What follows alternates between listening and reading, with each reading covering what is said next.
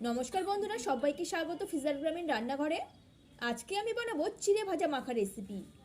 আমি এই চিড়েগুলোকে ভাজবো বন্ধুরা, তারপরে এগুলো মাখবো। আর এটা খেতে দারুণ লাগে, একদম মুচমুচে। আপনারা দেখতে থাকুন গ্রাম্য পদ্ধতিতে আমাদের এই মুচমুচে চিড়ে ভাজা রেসিপি। তো চলুন শুরু করা যাক আজকের এই ভিডিওটি। আমি একটা থালায় নিয়ে নিয়েছি চিড়ে। এই চিড়ে আমি কড়াইতে ভেজে নিব, কিন্তু তার আগে আমি এখানে কিছু উপকরণ কেটে নিব। এখানে কিছু উপকরণ কাটতে হবে, কিছু ভাজতে হবে, আর কিছু তৈরি করাই আছে। আমি প্রথমে কেটে নিব পেঁয়াজ কুচি কুচি করে।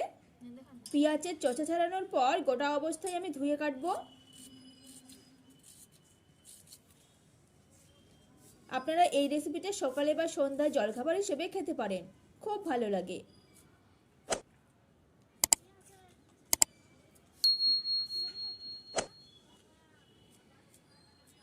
এরপর নিব ধনেপাতা কুচি। এর জন্য ধনেপাতা আগে পরিষ্কার করে ধুয়ে নিব।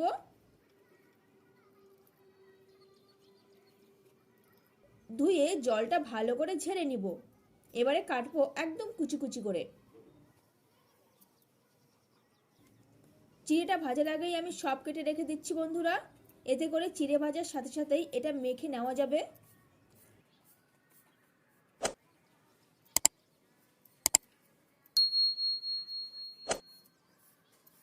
এরপর নিব কাঁচা লঙ্কা কেটে। আমি এখানে একটা লঙ্কাই দিচ্ছি, কারণ এই লঙ্কাটা খুবই ঝাল। আপনারা আপনাদের পছন্দ মতো ঝালটা দেবেন। এবারে দিব আদা কুচি। চচা ছিলে আদা ঝিরিঝিরি করে কাটবো।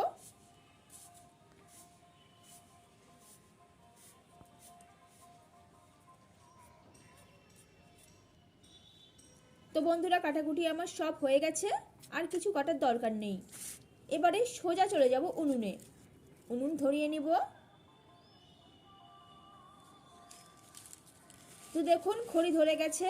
দিয়ে দিলাম একটা কড়াই বসিয়ে। কড়াইতে আমি হালকা তেল ব্রাশ করে নিয়েছি। কড়াই গরম হলে এতে আমি ভেজে নেব চীনাবাদাম।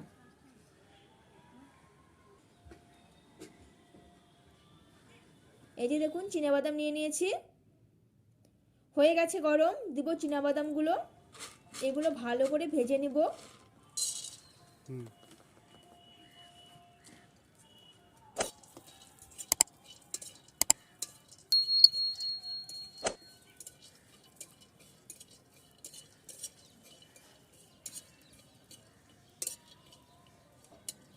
ভাজা হয়ে গেছে, হালকা কালো কালো হয়ে আসছে, এখন তুলে নেব।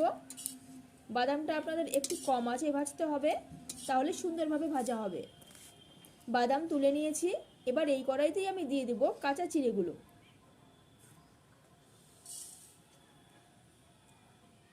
এবারে অনবরত নাড়তে থাকবো। এটাও কিন্তু কম আঁচেই ভাজতে হবে, বেশি জাল হলে চিড়া একদম লাল লাল হয়ে পুড়ে যাবে।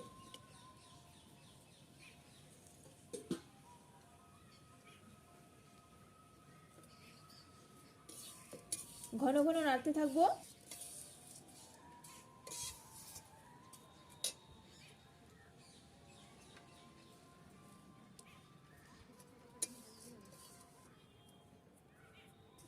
প্রায় হয়ে এসছে বন্ধুরা, আর কিছুটা হবে।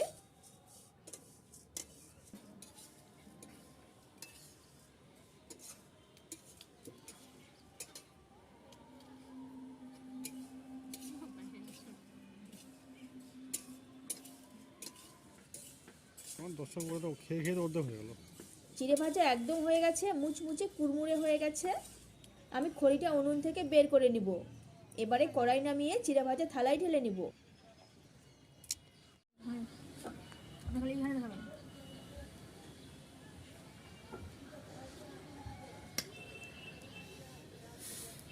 আর দেখুন উনুনটাও নিভে গেছে। আর উনুনে দিব হালকা জল। এবারে ভাজা চিড়ে মেখে নেবার পালা।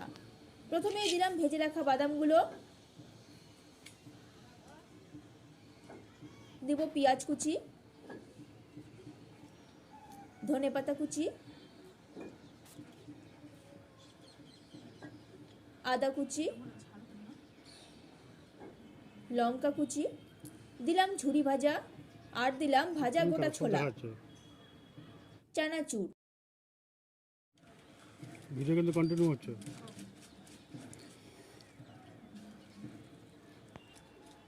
দাঁড়া, সবশেষে দেবো লবণ। বিট নুন হলে বেশি ভালো, আমার কাছে বিট নুন নেই তাই আমি সাদা লবণটাই দিচ্ছি। দিয়ে দেবো তেল। তেল অবশ্যই একটু বেশি দিতে হবে, যত speed এ কেননা কাটবে ভাজা তত চিড়েতে তেল একটু বেশি লাগে, ক্যামেরা এগুলো কখনো না হলে display খেতে করতে ভালো পারবে লাগে না। তো আমার মেশানো সব কমপ্লিট হয়ে গেছে, এই যে দেখুন দাঁড়াও, অনেক দেবো কিছু তো। দিয়ে দিয়েছি।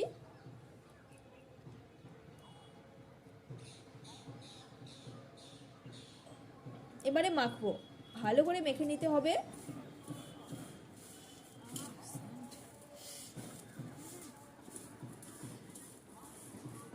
আমাদের বাবু বন্ধুরা এগুলা খায় না।